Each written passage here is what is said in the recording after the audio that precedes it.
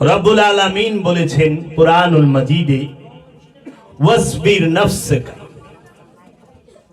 এবং ধৈর্য সহকারে রাখো তোমার নফসকে। নফসকে ধৈর্য সহকারে রাখতে বলছে কোথায়? দাইমি সালাত। আল্লাহ বলতেছেন, ইয়া আইয়ুহাল্লাযীনা আমানুস্তাঈনু বিসবরি ওয়াসসালাহ।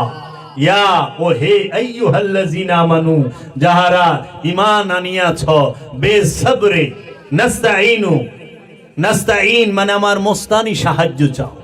নাস্তাইনের মজদার দাউম হচ্ছে মস্তান, মূল শব্দ। আল্লাহর সবচেয়ে প্রিয় নাম হচ্ছে মস্তান। এই মস্তানি রূপ ধারণ করে আল্লাহ প্রতিটা আমানুকে, প্রতিটা জিন ইনসানকে সাহায্য করেন, মুসল্লিকে সাহায্য করেন। নাস্তাইনু বিসবরি ওয়াসসালাত, তোমরা আমার মুস্তানি সাহায্য চাও। আল্লাহর কাছে সাহায্য, আল্লাহর মুস্তানি সাহায্য চাইতে হবে কিভাবে? বে শহীদ সবরে, ধৈর্যের, ওয়াসসালাত, এবং সালাতে।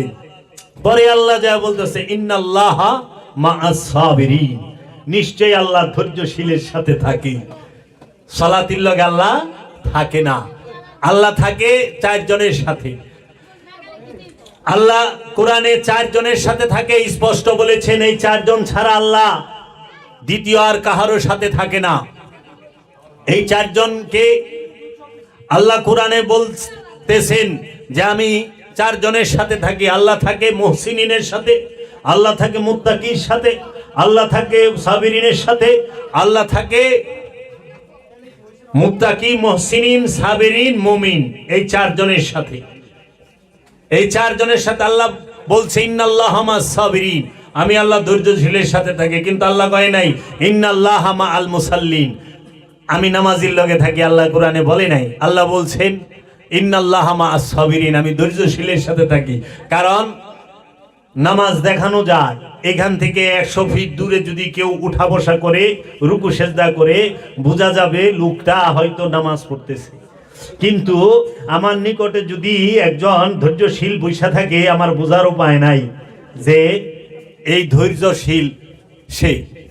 এজন্য নামাজ দেখানো যায়, যে সমস্ত ইবাদত দেখানো যায় ওই সমস্ত ইবাদতকারীর সাথে আল্লাহ থাকে না।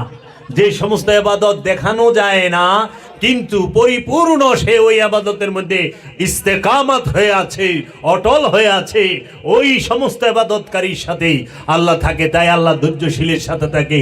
আল্লাহ বলে নাই ইন্নাল্লাহা মা'আল মুযাক্কির, যে আমি যাকাত দেনেওয়ালার সাথে থাকি।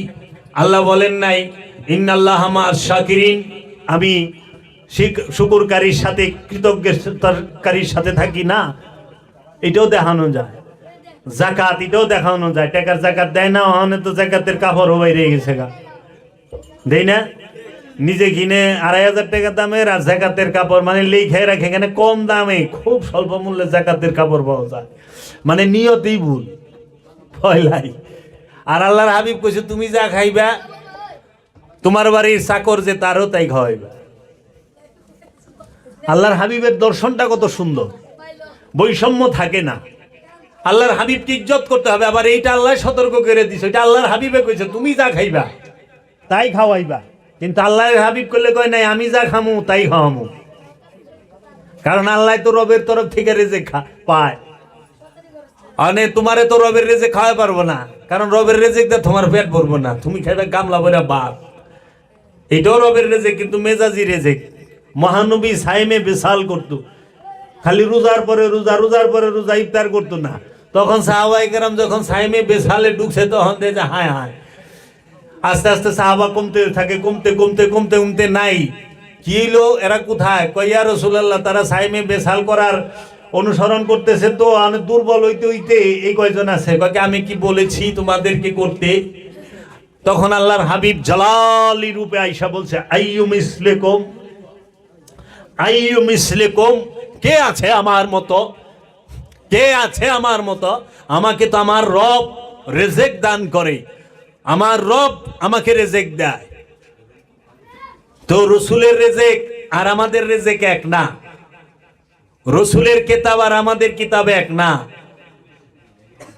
আমাগো কিতাব ছাপান লাগে, রসুলের কিতাব ছাপান লাগে না, জবানি। প্রত্যেকটা নবী রসুলের কিতাব জবানি। মুসা নবীর কিতাব জবানি, ঈসা নবীর কিতাব জবানি, নূহ নবীর কিতাব জবানি, ইদ্রিস নবীর কিতাব জবানি, ইব্রাহিম নবীর কিতাব জবানি, সমস্ত নবী রসুলের কিতাব জবানি।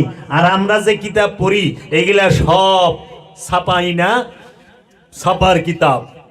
তো রসুলের কিতাব আর আমাদের কিতাব এক না, রসুলের দেখা আমাদের দেখা এক না। এর জন্য আল্লাহ কোরআনে বলেন নাই যে আমি কুরবানিকারীর সাথে থাকি, কারণ কুরবানি দেখানো যায়। ওখানে তো কুরবানি প্রতিযোগিতা করেও দেয়। খান সাহেব যদি 1 লাখ দেয়, চৌধুরী সাহেব 1.25 লাখ দিব। চৌধুরী সাহেব 1.25 লাখ দিছে, শেখদার সাহেব 1.5 লাখ দিব। শিকদার সাহেব 1.5 লাখ দিছে, ওখানে খনকার সাহেব কিংবা মোল্লা সাহেব ইনি 2.5 লাখ দিব। দেখাই সাইরা দিব কুরবানি কারে কয়। প্রতিযোগিতা। অথচ কোরআন বলছে সূরা হজের মধ্যে যে আল্লাহর কাছে তোমাদের এই কুরবানির পশুর রক্ত মাংস কোনো কিছুই প্রবেশ করে না, যায় না, তিনি গ্রহণ করেন না। তিনি গ্রহণ করেন তোমার মনের তাকওয়া, তোমার মনের পবিত্রতা, নিয়ত। নিয়ত কাকে বলে? নিয়ত কি?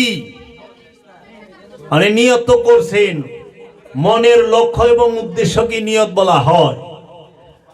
আর ইমাম কাকে বলে? নিয়ত করতে হয় ইমাম রে সামনে রেখা। ইমাম কাকে বলে? ইমাম শব্দের অর্থ কি? ইমাম বলা হয় যিনি কর্ম এবং উদ্দেশ্য, লক্ষ্য এই দুইটার সামনে থাকে, তিনি হইলেন ইমাম। নিয়ত, উদ্দেশ্য এবং কর্মের সম্মুখে যাকে রাখা হয় তিনি ইমাম।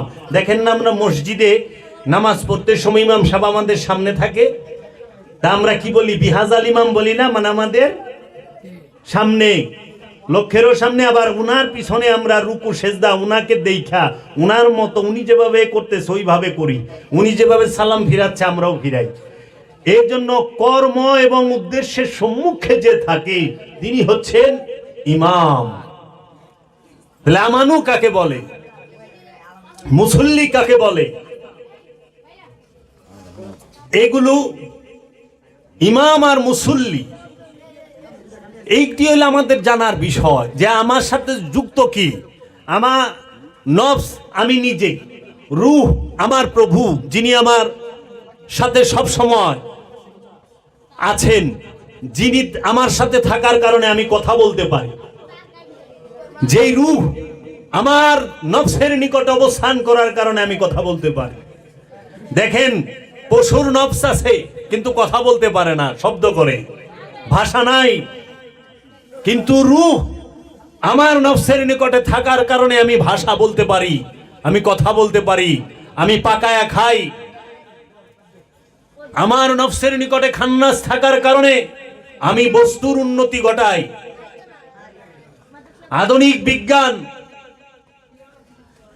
আধুনিক বিজ্ঞান বস্তু জগতের অনেক উন্নত স্তরে নিয়ে গেছে। 150 তালা বিল্ডিংও কইরা ফেলাইছে, করছে না? বুরুজ খলিফা করে নাই? করছে তো মালয়েশিয়ায়, দুবাইয়ে, আমেরিকায় করে নাই? করছে। মালয়েশিয়া করে নাই? করছে। এইটা হলো বিজ্ঞান বস্তু জগতের উন্নতি করছে। কিন্তু বিজ্ঞান আত্মজগতের উন্নতি করার মেশিন এবং ট্যাবলেট অহন্তরী তৈরি করতে পারে না। এইটা আল্লাহর ওলিরা করব। এর জন্য নফসের জগতের উন্নতি ঘটায় আল্লাহর ওলি। অপবিত্র নফসকে পবিত্র করেই আল্লাহর ওলি, আল্লাহর রসুল, আল্লাহর নবীগণ। আর এই আইফোন, স্যামসাং, অমুক তমুক, এই যে যত বিমান, রকেট যা দেখেন এগুলো বস্তু জগতের বিজ্ঞানীরা করবে। এর জন্য বিজ্ঞান বস্তু জগতের উন্নতি ঘটাইছে, চিকিৎসা দেহের চিকিৎসার উন্নতি ঘটাইছে, কিন্তু মনের চিকিৎসার উন্নতি বিজ্ঞান ঘটায় নাই। কারণ অনেক বিজ্ঞানীরা আত্মহত্যাও করে, অনেক ডাক্তার আত্মহত্যা করে, করে না? করে তো। এর লেগে আত্মিক উন্নতি, নফসের উন্নতি, প্রাণের উন্নতি ঘটানোর জন্য এলমে তাসাউফ, এলমে মারেফাত, এলমে লাদুনি অবশ্যই লাগবে। এলমে লাদুনি, এলমে মারেফাত, এলমে তাসাউফ, এই সুফিবাদ ছাড়া আত্মপরিচয় সম্ভব। তাই আমার মুর্শিদ বাবা জাহাঙ্গীর বলেছেন, সুফিবাদ আত্মপরিচয়ের একমাত্র পথ। সুফিবাদী হচ্ছে নিজেকে চেনার, নিজের পরিচয় পাওয়ার একমাত্র পথ। সুফিবাদ ছাড়া নিজেকে চেনার কোনো উপায় নাই। সহি শুদ্ধ ভাষা পড়তে পারবেন, আরবি ভাষা সহি শুদ্ধ পড়তে পারবেন, বলতে পারবেন, বাংলা ভাষা সহি শুদ্ধ বলতে পারবেন, পড়তে পারবেন, ইংরেজি ভাষা সহি শুদ্ধ বলতে পারবেন, পড়তে পারবেন, কিন্তু আরবি ভাষা সহি শুদ্ধ করে পড়তে পারলেও নস পবিত্র হওয়ার কোনো চান্স নাই। যদি সহি শুদ্ধ আরবি বইলা আর পইরা নস পবিত্র হইতো আর জান্নাতে যাওয়া যেত, তা আবু জাহিল কি দোষ করছে? আবু জাহিলের থেকে বেশি সহি জানেন আপনি? আবু জাহিলের থেকে বেশি আরবি ভাষা জানেন? জাজিরাতুল আরবের সবচেয়ে বড় আরবিতে পণ্ডিত ছিল আবু জেহেল, তার পূর্বের নাম ছিল আবুল হেকাম। এই আবুল হেকাম আরব অহংকার করতে, কারণ মিশরীরা আরবি কইতো বধু, হ্যাঁ তা বধু ইয়ালা রো রো মূর্খ আছিল বধু, কারণ মিশরী তো প্রাচীন সভ্যতা, ইরান মিশর এর আগে থেকেই অনেক জ্ঞানী গুণী। মিশরের পিরামিড আছে, সৌদি আরবের এগো কি আছে, এর লেগে এরা সহজে, মিশরীরা তো মুসা নবীর অনুসারী, ঈসা নবীর অনুসারী, এই বেতেলহেম, এই সিরিয়া, এরা সহজে আরবিয়ান মানত না।